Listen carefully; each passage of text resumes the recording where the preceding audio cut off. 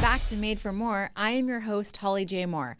I am a divorce lawyer who is passionate about helping people use the adversity in their life to grow and show up as the best version of themselves. Aaron Bender is my producer, and joining me today and every day. That was so awkward. Should I redo that? No, don't redo it. Don't redo it. No. I know. Because the queen can do no wrong. The power that sits in the seat that you occupy. Yes, the girl power. Wow, we are really... We're stretching. We're going stretching. big We're on this reaching. one. Yeah. No, but we have a guest on the show today who is all about empowering women through psychology and therapy and all the different things, like a holistic approach to making sure that this woman in the seat of power is her most powerful self. Yeah. And I'm curious how you got to where you are, oh, powerful one. Oh my gosh. I mean, honestly, when you're like, how you got to where you are, I'm kind of like, where am I? I don't know.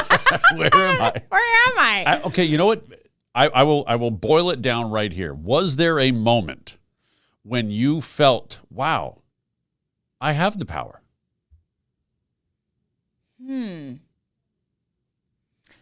Oh my gosh.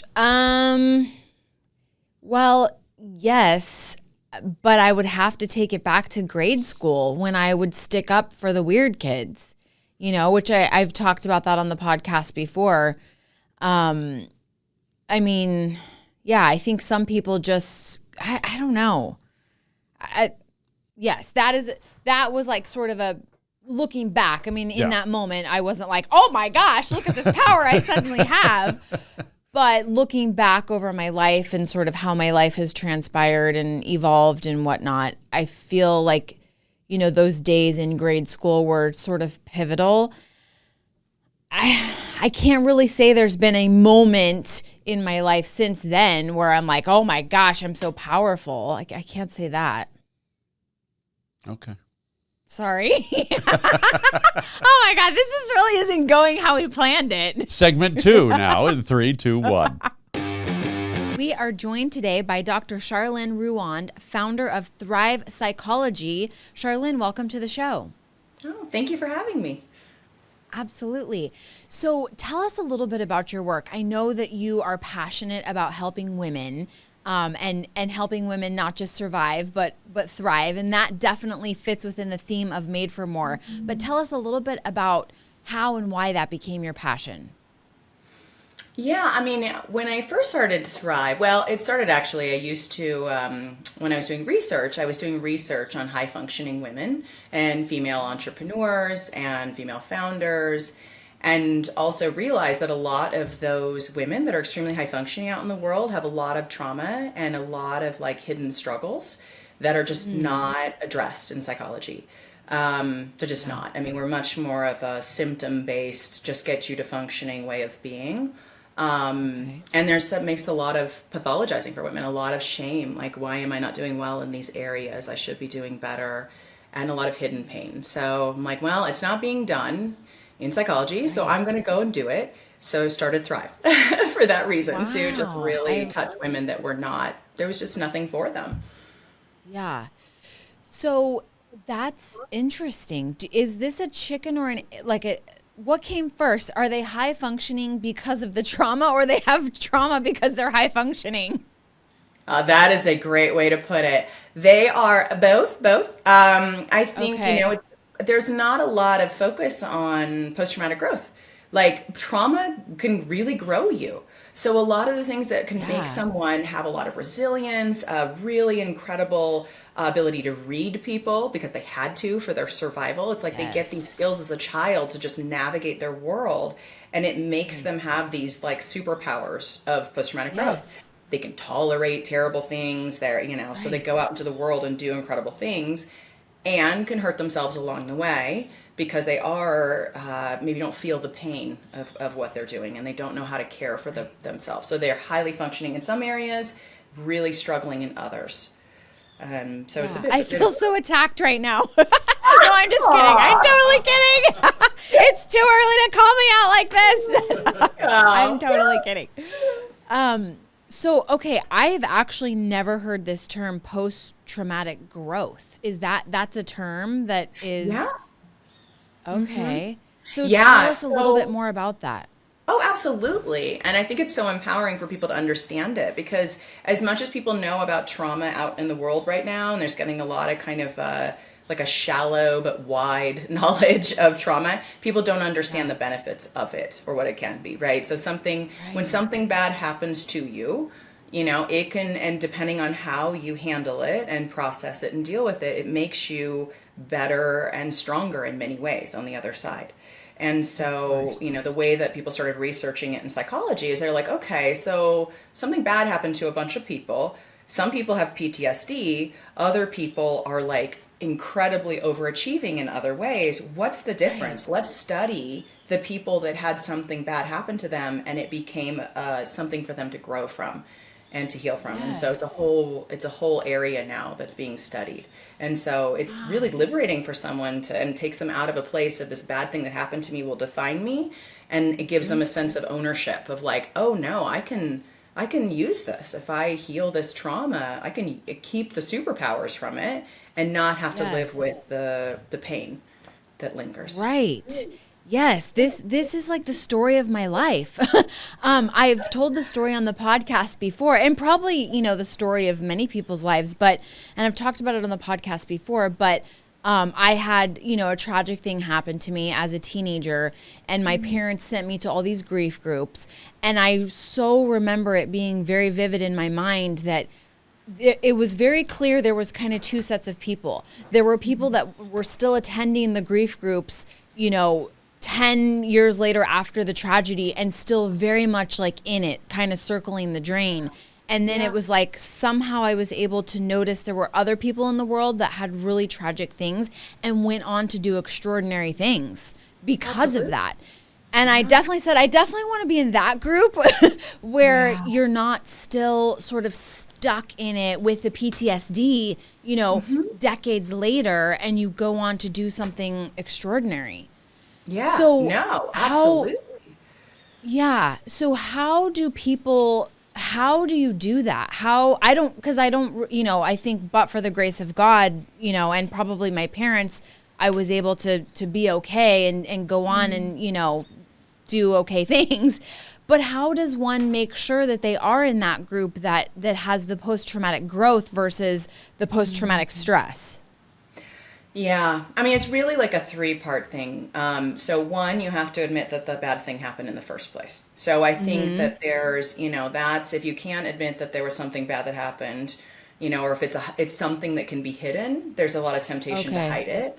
Right. So that's the first part. But then what you're Okay. saying, like when So you're saying that that people would start, just, yeah, just to be clear, so that would be more along the lines of like if it's like an abuse situation or things like, or maybe, I don't know. I mean, my brother was killed in a car accident and it was all over the news. So it wasn't a situation where it was, something I could hide. So just to kind of clarify for anybody watching and listening and for myself, because I've never really thought about that. There are some tragedies, I guess, that can be hidden. And so what would those be? Abuse, maybe addiction, what else?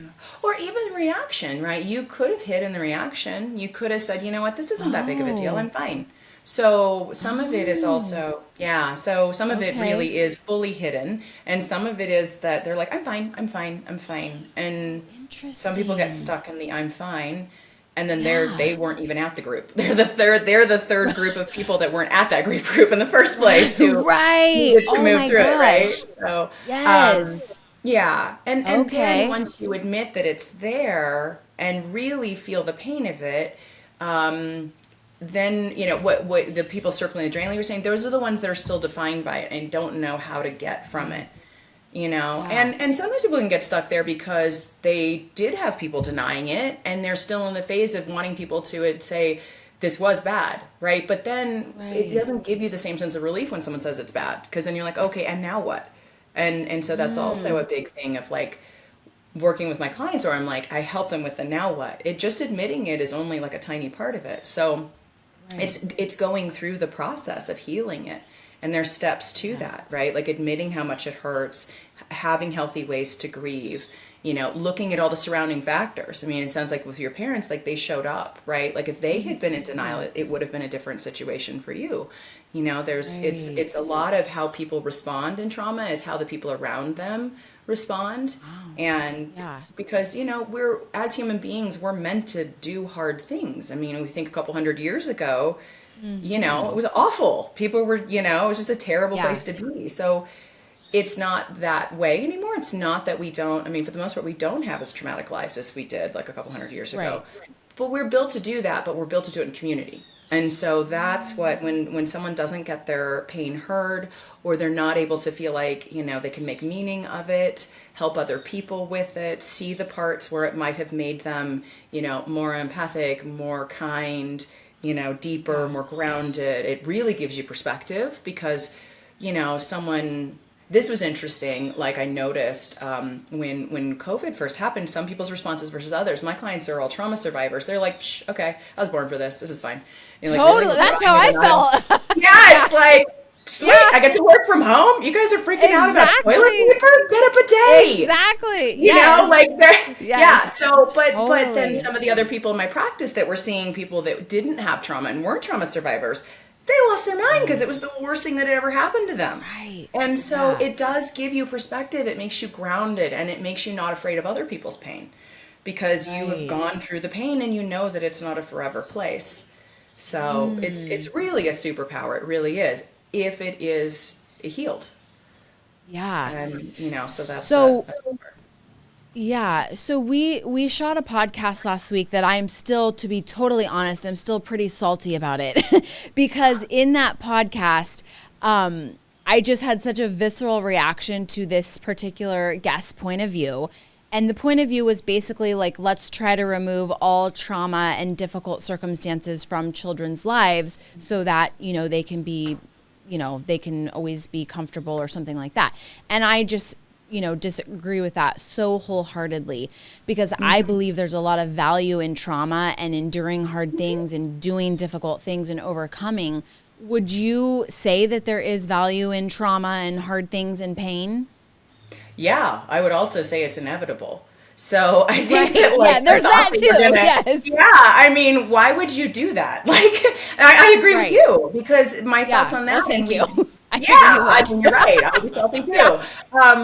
Because why would we do that when we have a child, right? Like, let them practice it when they're young, having hard things. Now, I mean, this is something too. A lot of my clients that had a lot of trauma, they're like, I want my kids to have the benefits, but I don't want them to go through the things I went through. What do I do? Yeah. How do I raise resilient kids without also having them have terrible things happen and risking that?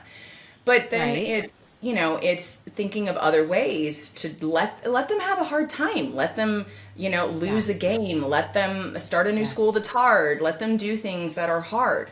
And then teach them how to overcome, teach them the skills, teach them that they are overcomers. Because if you don't, the world's not going to flatten around these people as they're adults. No, that's terrible. Know.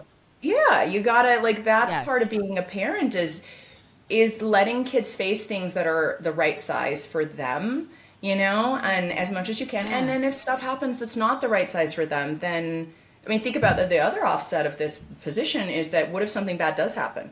Right? If your parents had believed that, they would have gone in denial because they would have been so horrified that it had any impact on you that they would have pretended it didn't because then they would have believed you were broken. And that's not true. So, So if we believe, because trauma, and I say this over and over, it is an injury, not an illness.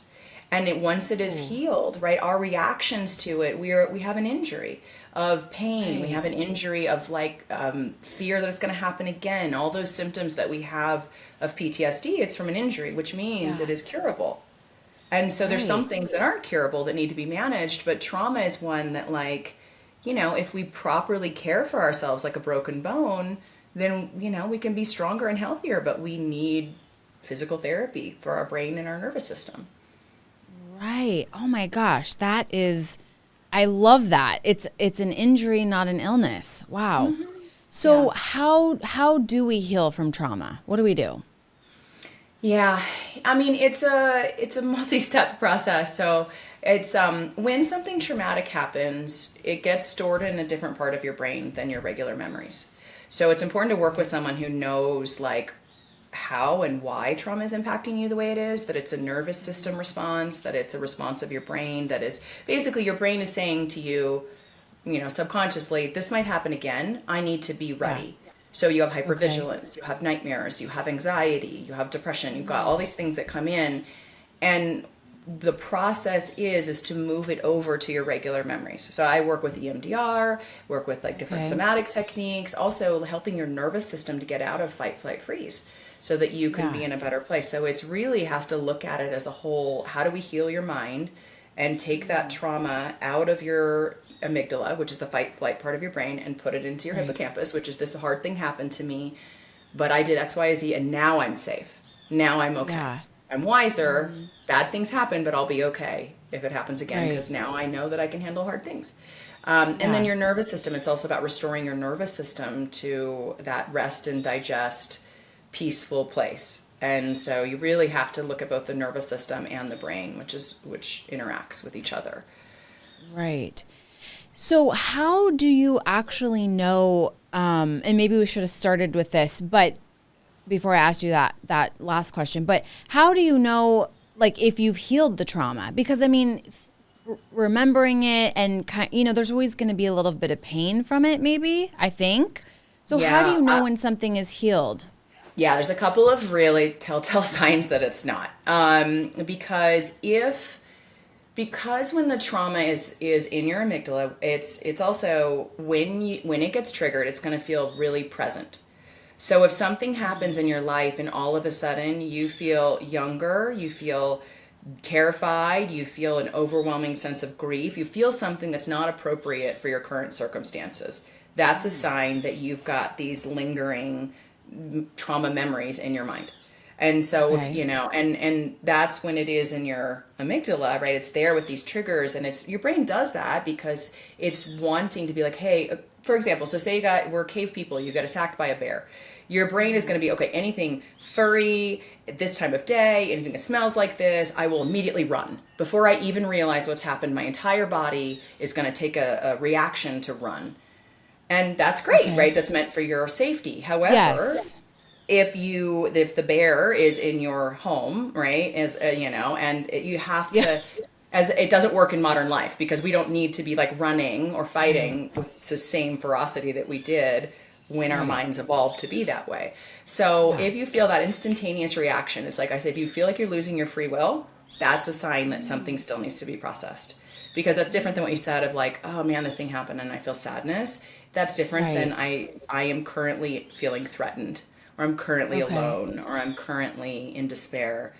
That's saying whatever is, historic or hysterical is historical, right? Whenever you're feeling like, whoa, I'm way overreacting, that's a sign.